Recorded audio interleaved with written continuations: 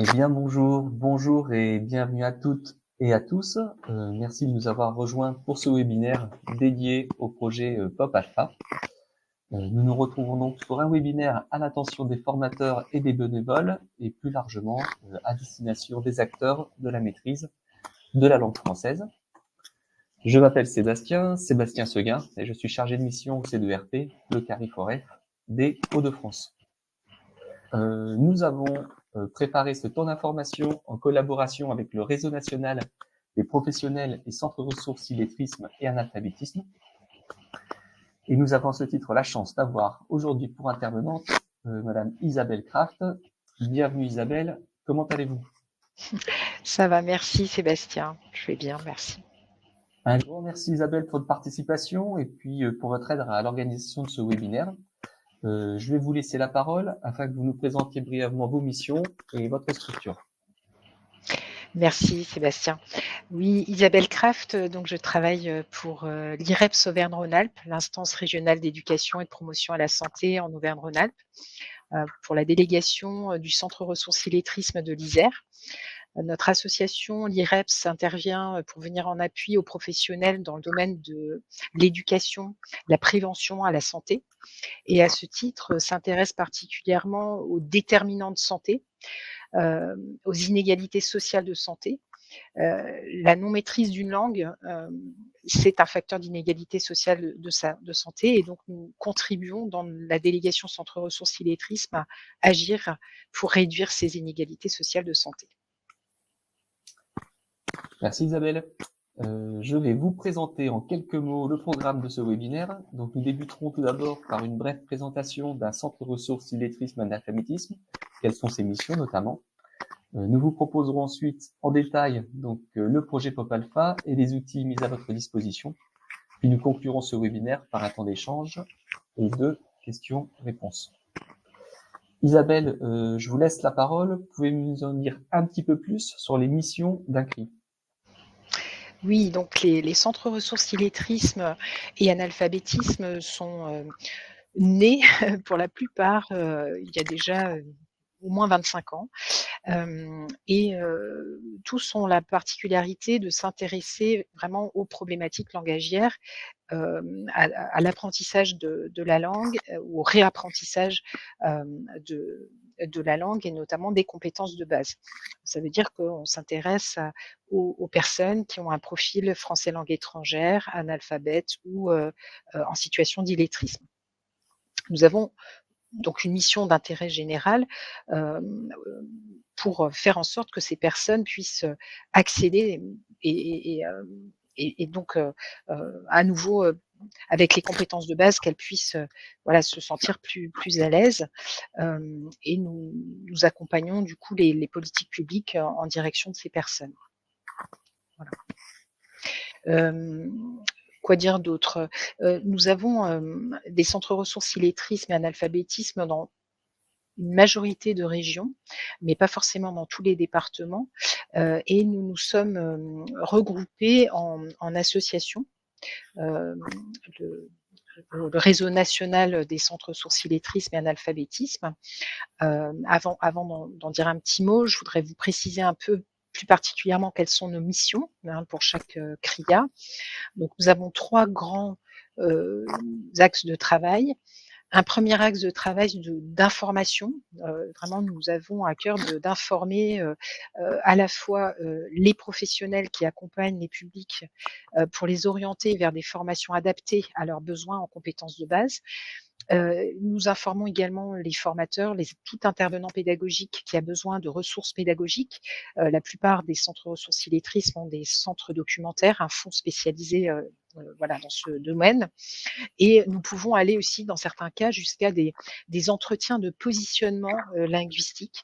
C'est-à-dire que nous pouvons aussi recevoir en direct des personnes qui ont besoin d'avoir donc de réapprendre, d'aller vers les réapprentissages, ou en tout cas de développer leurs compétences de base, que ce soit des personnes FLE, alpha ou en situation d'illettrisme. Un deuxième axe de travail, ça consiste à professionnaliser les acteurs qui de près ou de loin, vont accompagner ces publics. Donc c'est assez large, ça dépend, voilà, selon les territoires. Il y a évidemment un gros volet de professionnalisation, en direction des formateurs pour adultes et ainsi que des bénévoles qui proposent des ateliers d'apprentissage, du français, ou qui accompagnent des personnes en situation d'illettrisme.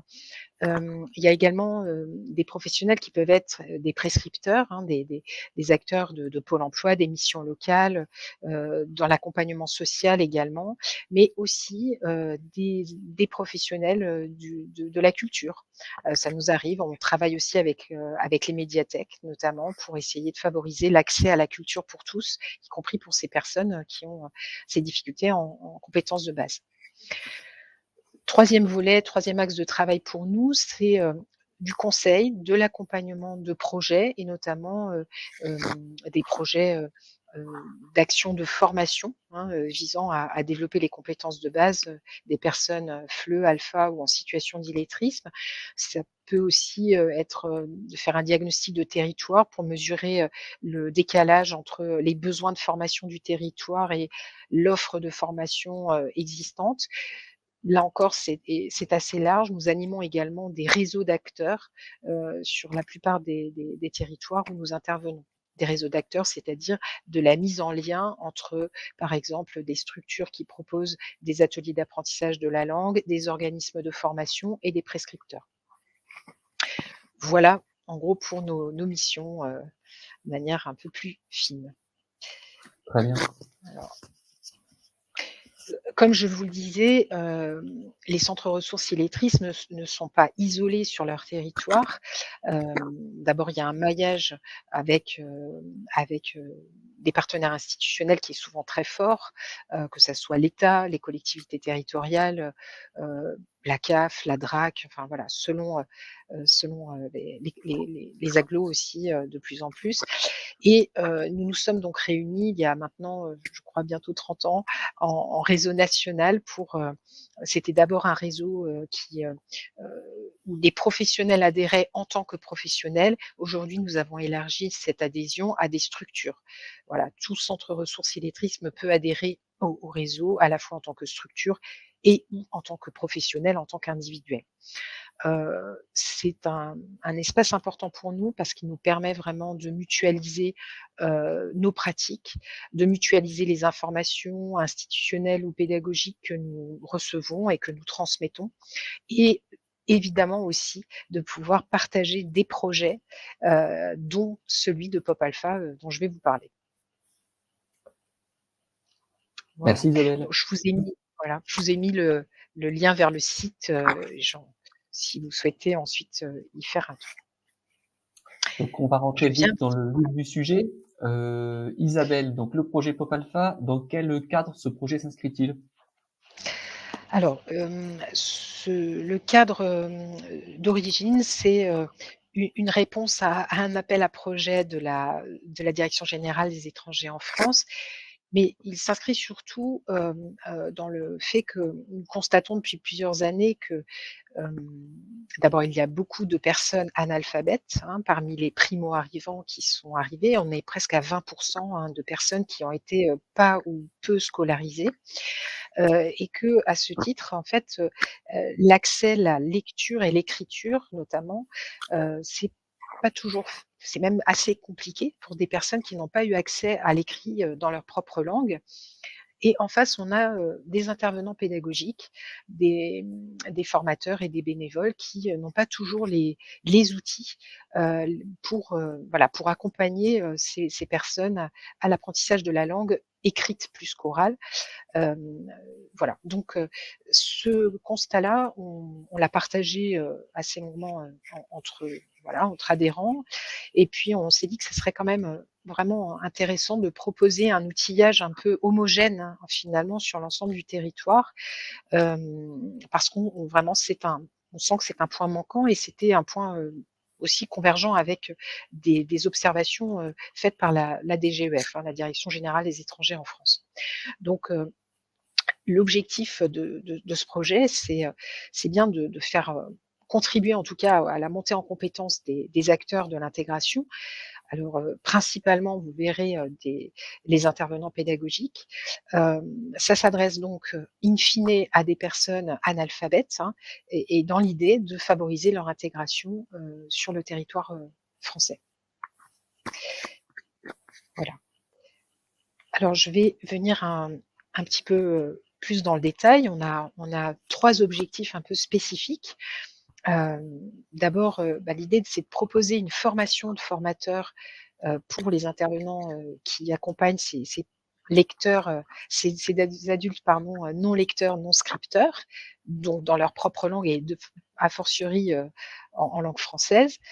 Hem, un deuxième objectif un peu spécifique, c'est de pouvoir développer la mise à disposition de ressources pédagogiques, d'outils, qui soient adaptés à l'apprentissage justement de la langue pour des personnes, non lectrices, non scriptrices, et enfin de pouvoir amener aussi des réponses, à des situations pédagogiques que peuvent rencontrer les intervenants. C'est pas toujours facile d'avoir les réponses, voilà, pédagogiques adaptées, face à des personnes, à des adultes analphabètes. Donc ça s'est traduit en 3 actions concrètes que nous développons maintenant depuis, bientôt 1 an et demi sur l'ensemble du territoire, de manière progressive, et chacune a son petit logo. Donc vous avez l'action, formation des intervenants. Je vais rentrer dans les détails dans pas de longtemps. La mallette pédagogique, nous avons constitué une mallette pédagogique par département avec des ressources adaptées, donc pour les formateurs qui accompagnent ces adultes, analphabètes, et vous avez le Pop Alpha conseil en ligne où nous proposons des conseils pédagogiques en ligne adaptés, en fonction de la situation que vous rencontrez. Alors, à qui s'adressent ces actions, ces différentes actions? On a un public prioritaire, ce sont les intervenants pédagogiques, comme je l'ai dit. Les intervenants pédagogiques, c'est très large. Les formateurs pour adultes salariés, bien sûr, qui sont prioritaires dans ce projet, mais également des bénévoles qui peuvent intervenir au sein d'une action sociolinguistique, par exemple, voire même d'une médiathèque, voilà, d'une régie de quartier. Ça peut être aussi des personnes qui sont en reconversion professionnelle et qui découvrent ce métier, des jeunes en service civique. Voilà, c'est vraiment très large, et encore plus largement, on peut dire que toute personne qui accompagne, ces primo-arrivants analphabètes peut aussi être intéressée par les ressources que nous proposons. Je viens un petit peu, vous détailler en quoi consiste la formation de formateurs, qui est un module en fait de formation de 3 jours, 2 jours et demi en présentiel, puis quelques semaines plus tard, une demi-journée à distance. L'idée, c'est de profiter déjà aussi d'un premier retour d'expérience à l'issue de ces 2 jours et demi de formation en présentiel. On a vraiment, eu le souci de développer un module avec une approche spécifique, pour le public pas ou peu scolarisé. Ça veut dire qu'on va notamment vraiment identifier les caractéristiques, voilà, des personnes, analphabètes. Je parle bien de caractéristiques, linguistiques, hein, évidemment, de savoir quelle approche pédagogique on peut avoir, quelle posture aussi en tant que formateur il est nécessaire d'avoir. On va aussi couvrir pas mal de voilà, de différentes, approches pédagogiques, pour voir un petit peu dans laquelle on se sent, aussi le mieux, et c'est un module que nous avons déjà d'ailleurs développé, il y a quelques années, et déjà, expérimenté finalement en Auvergne-Rhône-Alpes. Donc voilà, c'est un élargissement, quelques années plus tard, et un enrichissement aussi parce que nous l'avons rénové grâce à différentes ressources pédagogiques aussi que nous avons, pu puiser depuis. Nous mettons en œuvre une démarche qualité dans le cadre de cette formation de formateurs, hein. Notre organisme est certifié Qualiopi, donc voilà, ça participe aussi, de l'engagement de qualité que nous essayons de délivrer, à travers cette formation, et les formations sont délivrées animées par 2 formatrices à chaque fois du réseau national du RNP CRIA. peut-être Sébastien, si tu veux montrer le programme plus détaillé à l'écran. Alors c'est le bulletin d'inscription n'est pas encore, mis en ligne, mais il le sera la semaine prochaine.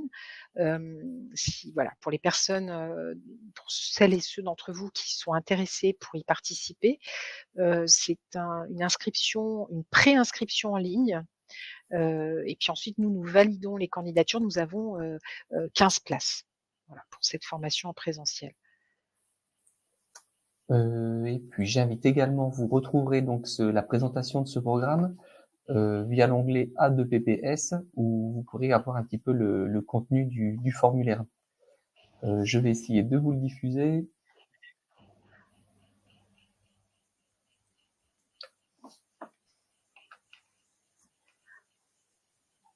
Voilà. Si c'est pas diffusable pour le moment, ce que je peux vous dire, c'est qu'en tout cas, en termes d'objectifs, il s'agit bien d'identifier, comme je vous le disais, les spécificités de ce public adulte analphabète, bien situer les mécanismes du lire-écrire à l'âge adulte, en y intégrant la place de l'oral. Pour nous, c'est fondamental, de travailler l'oral avant l'écrit ou en parallèle de l'écrit.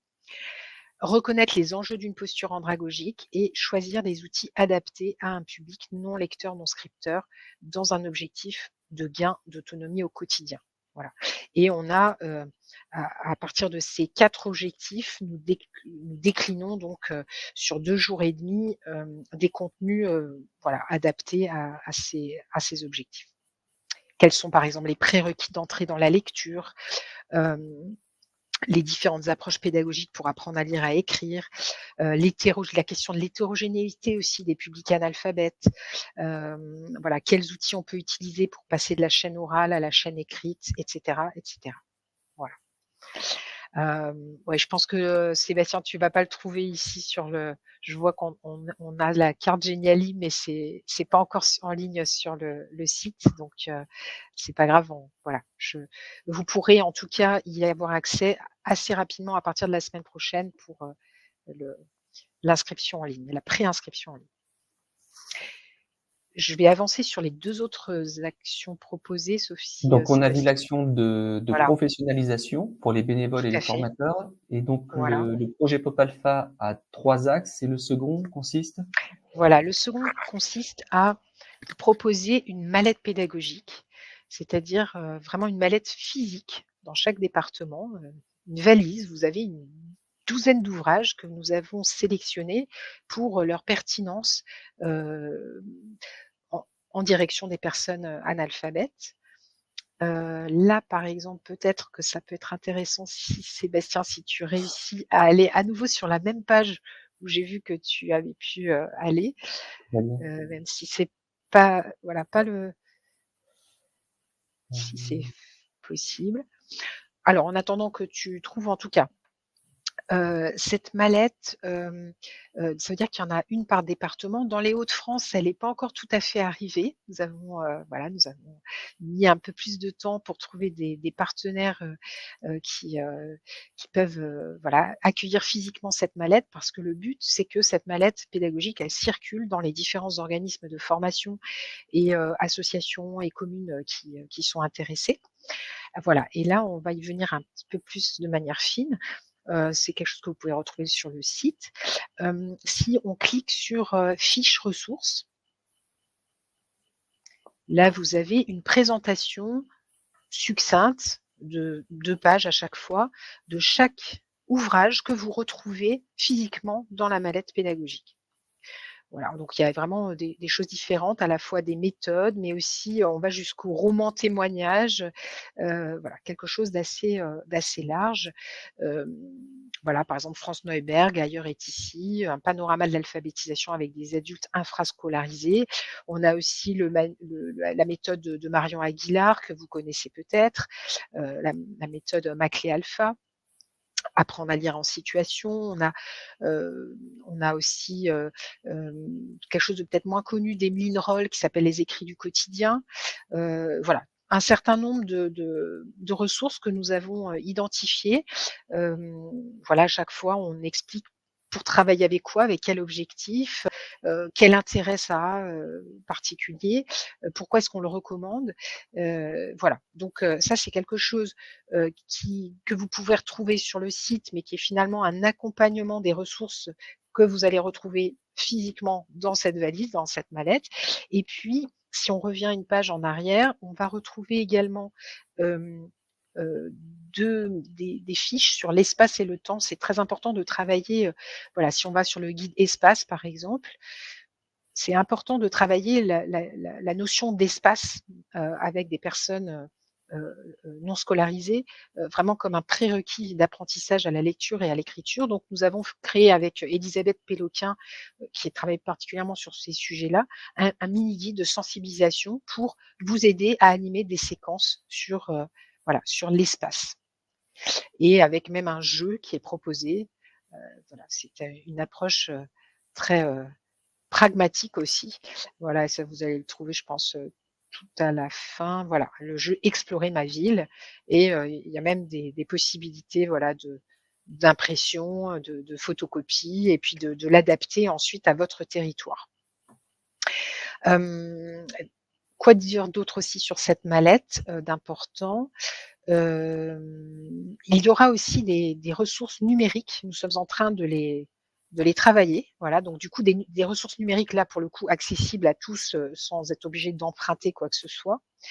Et donc, si on va un tout petit peu plus bas, Sébastien, pour emprunter la mallette, voilà, contactez votre point relais le plus proche.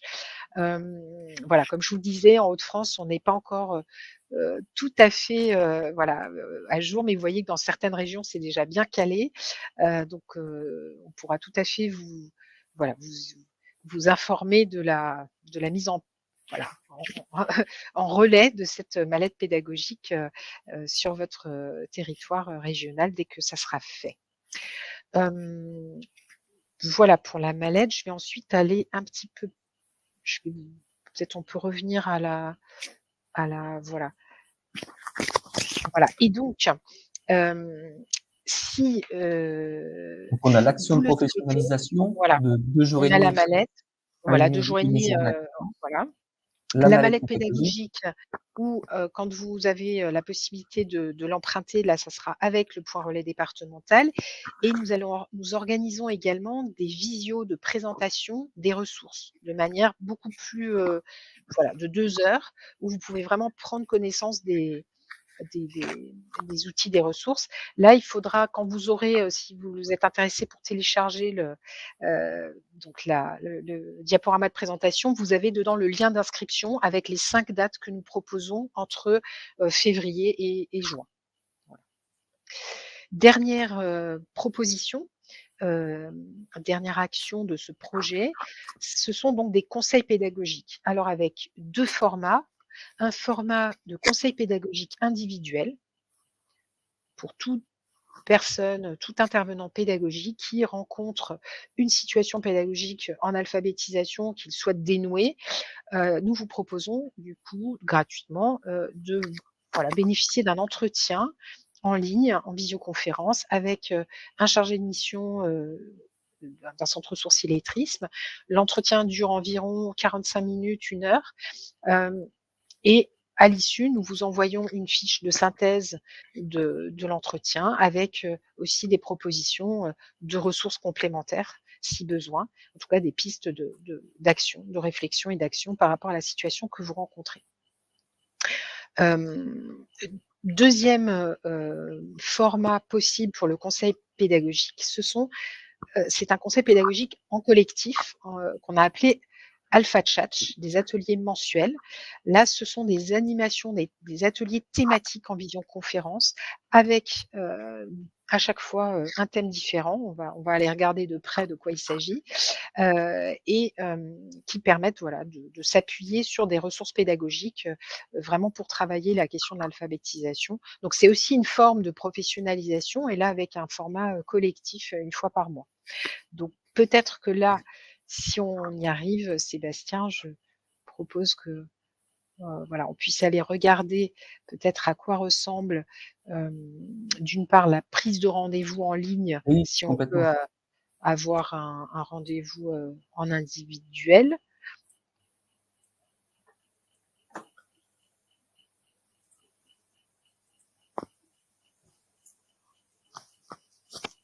Voilà. Donc si quelqu'un est intéressé, la personne clique sur le créneau, par exemple, prenons, je sais pas, mardi, 23 janvier. Je crois qu'il faut aller ouais, ça marche pas, c'est bizarre. Voilà, en tout cas, en cliquant dessus, on arrive directement sur l'un ou l'autre du rendez-vous et puis, on peut prendre rendez-vous directement en s'inscrivant et en indiquant bien son adresse mail. Si j'ose le parallèle, c'est un peu comme Doctolib. Alors, vous avez un calendrier et puis C'est un peu des ça. créneaux horaires qui vous permettent de vous Oui, positionner. tout à fait. Et puis pour les personnes qui sont pas à l'aise avec la prise de rendez-vous en ligne, c'est possible aussi de se faire rappeler par un conseiller, hein, et dans ce cas, c'est nous qui prenons le rendez-vous en direct.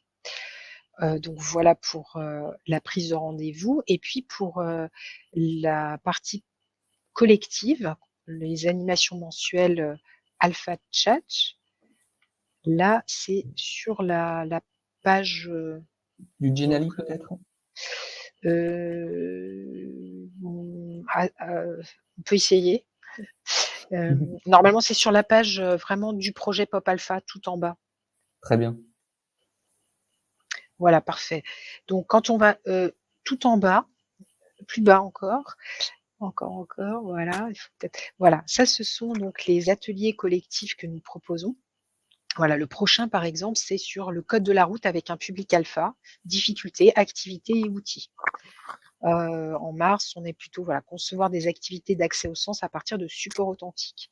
Vous voyez donc vraiment voilà, des focus, pédagogiques, assez ciblés, mais toujours en lien avec, l'alphabétisation, voilà, public non lecteur, non scripteur. Voilà pour cette dernière action. Heu, je peut-être on peut revenir au diaporama de présentation et je pense que de toute façon, voilà. En pratique, ce que Sébastien vient de vous montrer sur le site, donc du coup, vous pouvez le retrouver en cliquant justement sur cette page Pop Alpha du site du réseau, national, RNP CRIA. Voilà, si vous avez, besoin de plus de renseignements, vous souhaitez, voilà, un contact direct, avec notre équipe ou avec moi, n'hésitez pas non plus, voilà, vous pouvez, soit nous adresser un mail ou, nous appeler. Et puis bah, maintenant, on va vous proposer de passer au temps de questions-réponses. Donc, n'hésitez pas à utiliser l'onglet prévu à cet effet, baptisé questions, en bas à droite de votre écran. On a une question d'Elisabeth qui nous indique: nous sommes deux formatrices français langue étrangère, FLE, motivées par la formation au sein du même centre. L'une de nous ne pourra pas assister au premier cours. Est-il possible de suivre la suite des cours néanmoins? Mmh.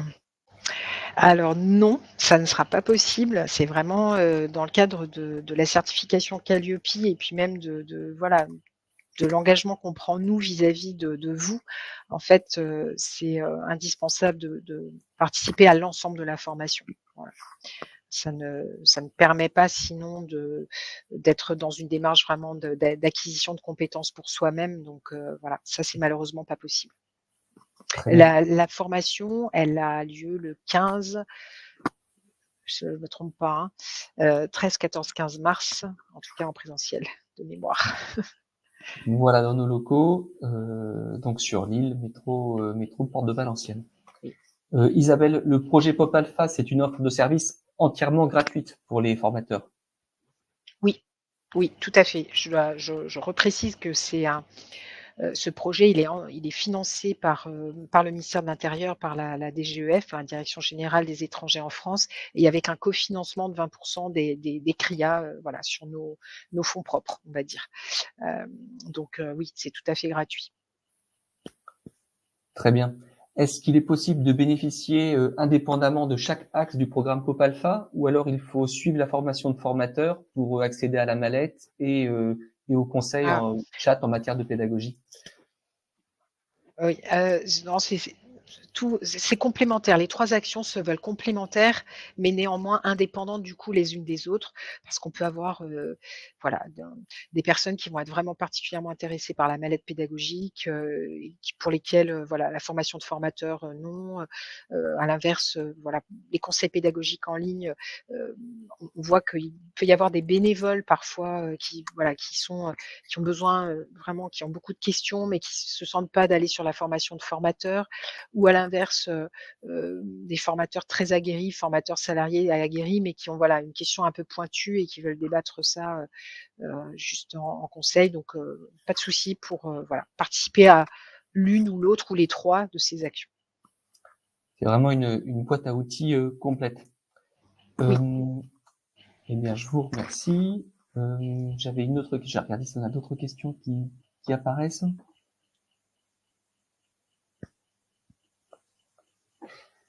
Concernant les 3 jours de formation en présentiel, on vise quelle jauge à peu près de participants? Alors, au maximum 15 participants avec deux formatrices, intervenantes. Oui. Donc c'est vraiment L'idée, des c'est démarches vraiment oui. pédago, ouais. Voilà, l'idée, c'est vraiment d'être, en alternance de théorie pratique, on travaille beaucoup, en sous-groupe, voilà, donc et en interaction. Donc, c'est pour ça qu'on a favorisé ce format-là et ça nous pour l'avoir maintenant, expérimenté déjà, c'est la 6e session, ça fonctionne très bien et c'est aussi important parce que ça permet, une dynamique de groupe intéressante avec, des formateurs qui n'ont pas toujours l'occasion de se rencontrer finalement et d'échanger sur leurs propres pratiques. Donc, c'est un plus, voilà, par exemple, la dernière session a été à Angers et à la fin de la formation, le groupe s'est dit: «Tiens, mais finalement, pourquoi est-ce qu'on continuerait pas à se faire des temps, d'échange de pratiques, en tout cas entre nous?» Voilà, tellement, voilà, la mayonnaise avait bien pris. Donc, c'est important ce format, de petit groupe. Parfait. Donc on a vu le programme Pop Alpha. Très brièvement, est-ce qu'on peut retrouver d'autres ressources sur le site décrit? Alors d'autres ressources, oui, bien sûr.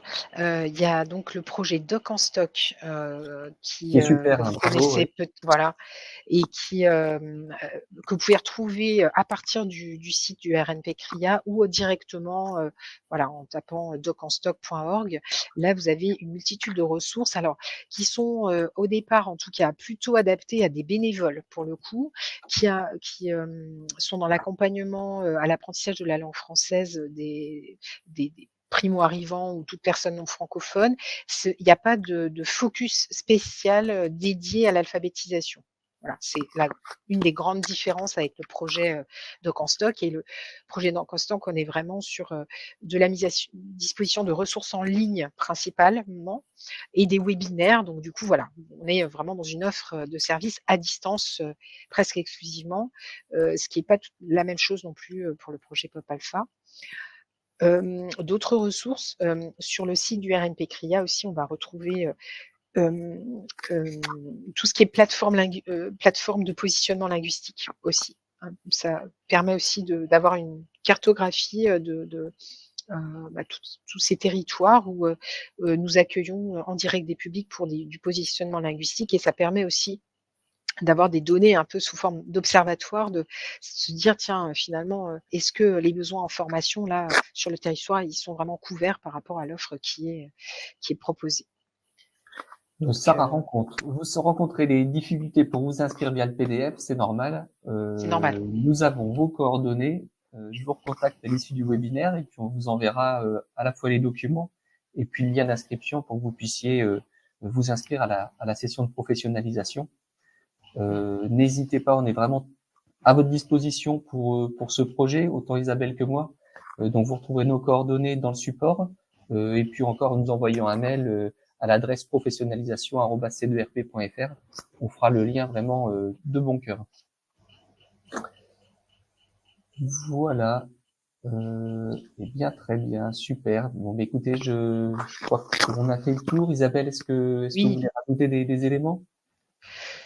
Non, je pense qu'on a vu l'essentiel, en tout cas je l'espère et je vous souhaite, une bonne continuation et puis, au plaisir j'espère de vous revoir soit sur, une formation de formateur ou, en lien avec, les 2 autres actions, conseil pédagogique en ligne ou, la mallette pédagogique, si vous voilà, n'hésitez pas, comme disait Sébastien, si vous voulez en savoir plus, de nous contacter. Le webinaire vous sera envoyé directement via votre lien d'inscription, donc vous pourrez assister au replay. Et puis on se chargera également de reposter ce webinaire sur la chaîne YouTube du C2RP, ce qui peut permettre à des collègues ou à des membres de votre réseau de le reconsulter a posteriori. Vous recevrez également donc le PowerPoint de présentation et puis le formulaire d'inscription pour la session de professionnalisation à venir. Voilà, je vous remercie d'une part de votre attention. Isabelle, un grand merci pour vos éclairages précieux. On vous souhaite à toutes et à tous une très bonne journée et puis au plaisir de vous accueillir dans nos locaux. Bonne journée à vous, au revoir. Au revoir.